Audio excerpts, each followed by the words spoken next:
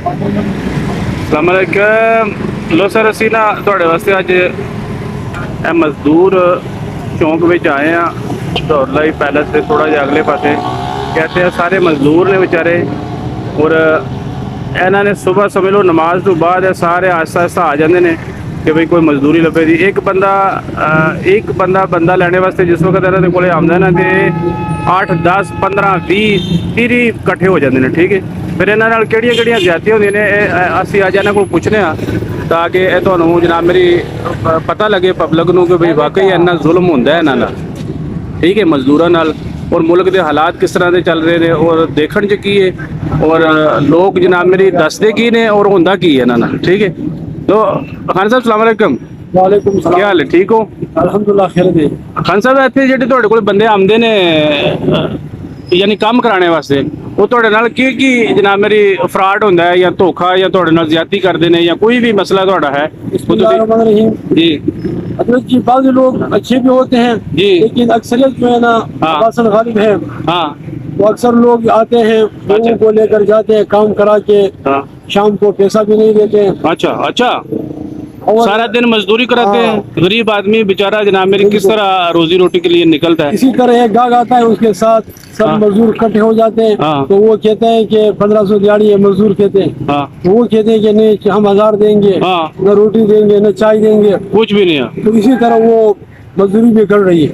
हाँ, यानी 800 700 हाँ, में इस ले तरह जाते हैं बिल्कुल। और उधर जाके फिर फ्रॉड जो हाँ, फिर फ्रॉड भी करते हैं। और एक साथी के साथ हमारा वो भी हमारे स्वाद कलाम का है, हाँ। उसको लेकर गए अच्छा। सन्नत मोड़ की तरफ। ठीक है, फिर उनसे कहा कि आप मोबाइल दे दो, मैंने कॉल करना है। मजदूर से ठेकेदार कहते का- हैं कि भाई मुझे मोबाइल दो, मैंने फोन करना है। मैंने फोन करना हाँ। है। उसने मोबाइल दे दी, ये 15,000 की मोबाइल है, टच 15,000 का मोबाइल। हाँ। अच्छा तो उसने कॉल किया, अच्छा, तो टेलीफोन में गालियां निकाली किसी को? किसी को कि मेरा पैसा दे दो, हाँ। जल्दी, मैं आपके घर के सामने हूँ, पैसा जल्दी लाओ। अच्छा तो फिर मजदूर से कहा कि आप जाओ उस घर के सामने, दरवाजे के सामने जाओ। हाँ, मैंने फोन दस्तक किया है। दो, हाँ। ये आपको पैसा देंगे, फिर इधर आओ। ठीक है।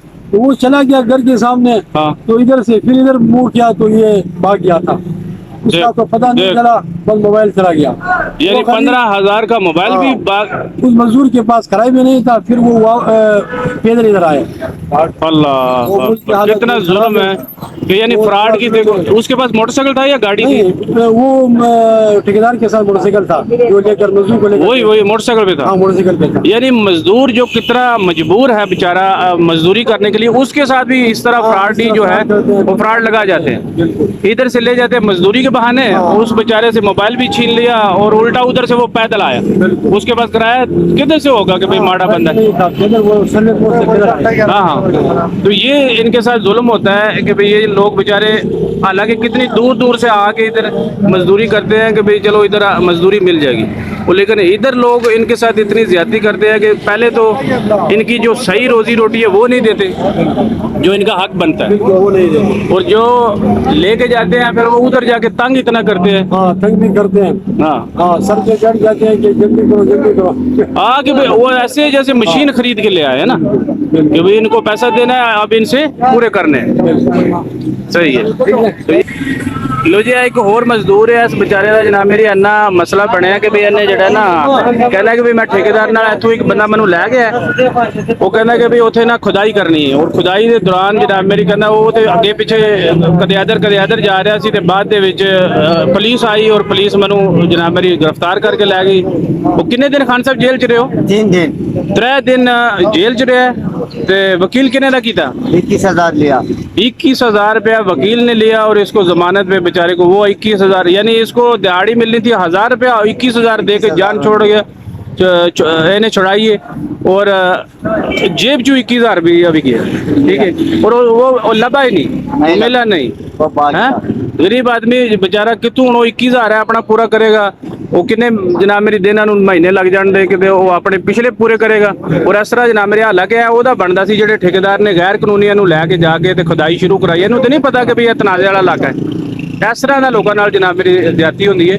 ਹਾਲਾਂਕਿ ਇਹਨਾਂ ਨਾਲ ਜਿਹੜਾ ਨਾ ਤਾਮਣ ਕਰਨਾ ਚਾਹੀਦਾ, ਬਜਾਏ ਇਹਨਾਂ ਨੂੰ ਕੁਝ ਦੇਣ ਦੇ, ਇਹਨਾਂ ਦੀ ਜੇਬ ਚੋਂ ਚੋਰੀ, ਫਰਾਡ, ਧੋਖਾ, ਫਿਰ ਇਹਨਾਂ ਨੂੰ ਮਜ਼ਦੂਰੀ ਸਹੀ ਨਹੀਂ ਵਿਚਾਰਿਆਂ ਨੂੰ ਮਿਲਦੀ। ਠੀਕ ਹੈ, ਕਿ ਇਹਨਾਂ ਨਾਲ ਸਭ ਤੋਂ ਜ਼ਿਆਦਾ ਜ਼ੁਲਮ ਇਹ ਹੁੰਦਾ ਕਿ ਜਿਹੜਾ ਇਹਨਾਂ ਨੂੰ ਮਜ਼ਦੂਰੀ ਸਹੀ ਨਹੀਂ ਦਿੱਤੀ ਜਾਂਦੀ, आधे तो घट पैसे दिते जाते।